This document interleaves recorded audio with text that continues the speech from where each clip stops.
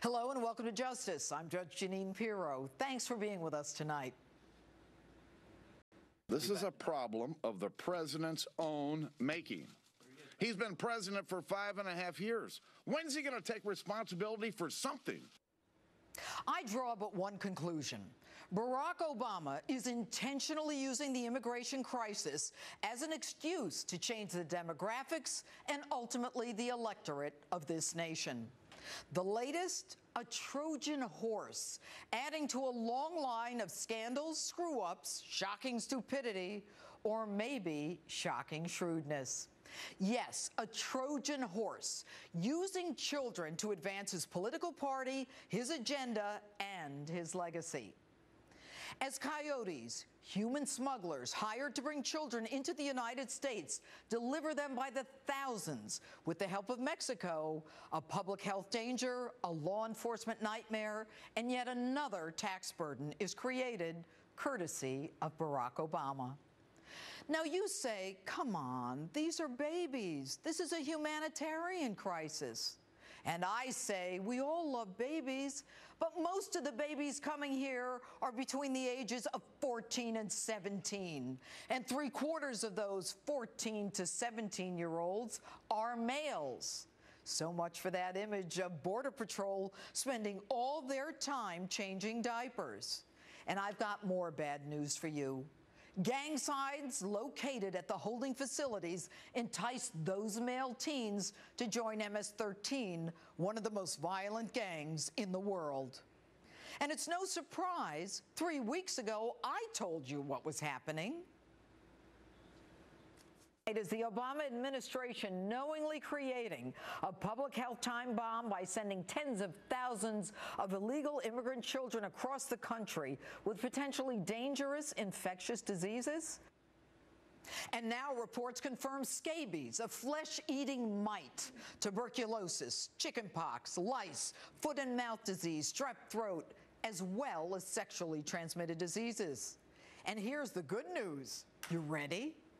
Our most transparent administration is shipping these kids into your state and your town with no notice under the cover of darkness, hoping you won't notice, as happened in Marietta, California.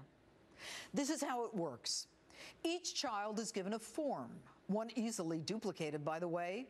And according to Border Patrol, they board buses and planes, the same commercial ones that you use for your travel, courtesy of, yes, your checkbook.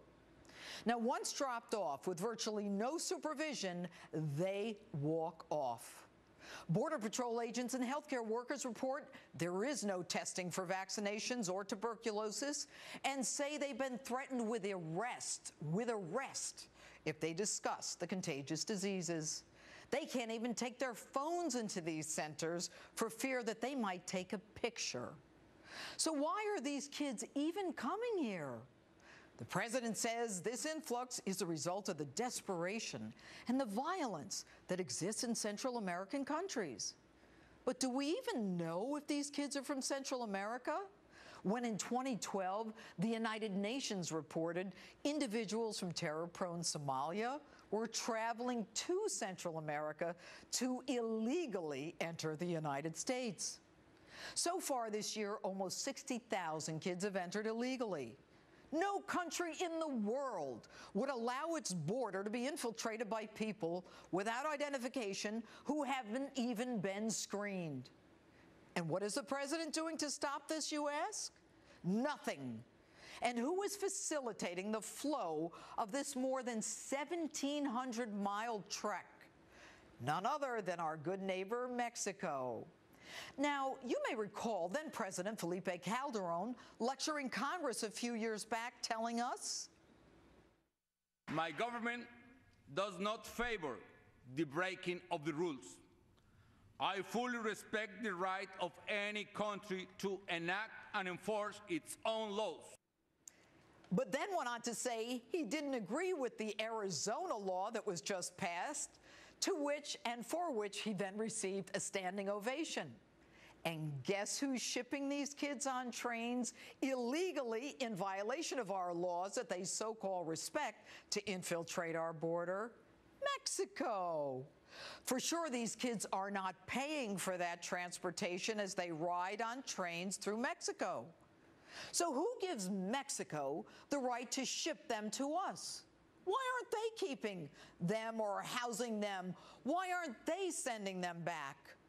And by the way, you go into Mexico illegally and see how fast your butt lands in jail. Now, our president told us that our borders were secure as he ridiculed those who said that it wasn't. You know, they said we needed to triple the Border Patrol. Or now they're going to say we need to quadruple the Border Patrol. Or they'll want a higher fence. Maybe they'll need a moat. Maybe they want alligators in the moat. Funny. But you really didn't expect the truth from him, did you? In 2012, it was Barack Obama who instituted his own program that deferred deportation for kids who entered the nation illegally as long as they went to school or joined the military. And the blame is squarely on Barack Obama, because in 2011, there were 6,500 kids crossing. Then he has this program that he trumpets, and in 2013, after the program, 25,000. This year, the projection, 90,000. And next year, the projection, 145,000. That's almost 250,000 kids in 2 years, equal to the population of Orlando, Florida. And strap in, folks. Multiply that by 6 or 8, because now their parents can come with them. After all, these families deserve to be whole. Why? Any American parent who hands his kid off to a coyote, that human trafficker, to be taken 1,700 miles would be thrown in jail in this country for child abuse. And don't be fooled by this administration saying they're going to send them back. The average deportation time is 5 years. But that's only after we pay for advocates, translators, lawyers, judges, housing, food, healthcare, education, medication. And at the end, statistics tell us that 90% are released anyway. So this week, President Obama refused to go to the border to see the crisis that he created. Instead, he'd rather run off to a golf course or play pool. And in true Obama fashion, he wants $4 billion of our dollars to fix this. Only 2%, by the way, of which would go to close the border. And since nothing is his fault, he says that if only those Republicans in the Texas delegation would work with him, this could be solved. With all due respect, Mr. President, you created this mess. Now you fix it.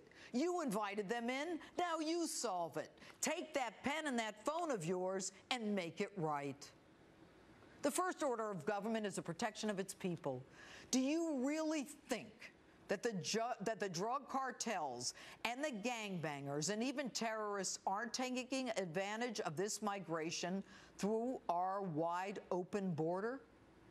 Mr. President, there's a reason we think you're the worst president in recent history. We don't trust you. We don't believe you. We don't think you're capable of leading the country. Illegally entering the United States is not a right to citizenship. And don't tell us we're heartless, because we believe in the rule of law, which is the foundation upon which our country was founded. Now, how many American children won't be able to go to school because these kids, many with communicable diseases, are in our classrooms? The American people want answers from you, Mr. President. How do you know who's from Central America and who isn't? What measures are you taking to identify diseases? How many of these teens have criminal records? Are you screening them for gang tattoos and gang affiliations? What measures are you taking to make sure that these kids are not sexually assaulted?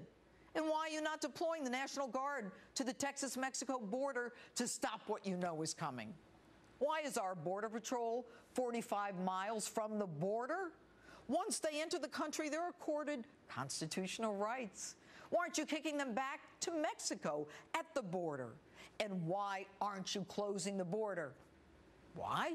Because you have no regard for the law. You have no regard for the American people. You don't even have regard enough to see those kids who were crossing. Kind of like that night when you went to bed during the Benghazi massacre and woke up to fire up Air Force One to go to yet another fundraiser. Yes, I draw but one conclusion. It's all a Trojan horse. You remember the Trojans, they naively accepted that gift horse? It didn't work out so well for them, did it? Let's pray it works out okay for us. With me now, Congressman Louis Gohmert.